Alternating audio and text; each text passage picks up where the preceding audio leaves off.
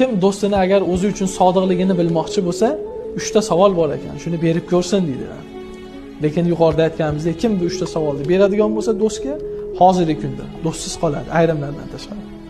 Birinchisi aytadilarki, do'stiga aytsaki, do'stim, yur bir joyga borib kelamiz. O'zi xohlagan vaqtda, kechasimi, kunduzimi, ish paytimi yoki ish payti emasmi? Do'sti ketdi deb ketadigan bo'lsa, qayergaligini so'ramasa, bilsinki o'sha do'st u uchun sodiq deydilar. Ikkinchisi, do'stim menga pul kerak desa, do'sti bor pulini olib chiqib, mana hojatingga yarashasini ishlataver deydigan bo'lsa, bu ham sodiq deydilar. Qancha berib turay, qanchada qaytarasan deydigani bas deydilar. Uchinchisi, uni mol-mulkiga bemalol xo'jayinchilik qilishligida to'sqinchilik qilmasa haligi do'sti, bu ham sodiq deydilar.